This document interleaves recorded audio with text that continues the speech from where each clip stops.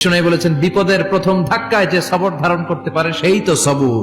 এজন্য বিষ্ণু দোয়া করতেন, আল্লাহুম্মা জাআলনি সাবুরা, আল্লাহ আপনি আমার ধৈর্যশীল বানান, ওয়া জাআলনি শাকুরা, আপনি আমার শুকরগুজার বান্দা বানান। বিশ্বনবীর চেয়ে ধৈর্যশীল, বিশ্বনবীর চেয়ে শুকরগুজার পৃথিবীর কেউ আছে? এমন তাবৎ কোন অত্যাচার নাই যে অত্যাচার বিশ্বনবীর উপর করা হয় নাই। বিশ্বনবী মক্কার জামিনে যখন দাওয়াত দিতে লাগলেন, ওনারে পাগল বলা হতো তুমি পাগল, বলা হতো মুহাম্মদ একটা কবি, বলা হতো মুহাম্মদ হচ্ছে গণক। বিশ্বনবী যখন রুকু দিতেন, সিজদায় চলে যেতেন, উটের পচা নারী ভুড়ি এনে বিশ্বনবীর কাঁধে ফেলে রাখা হতো।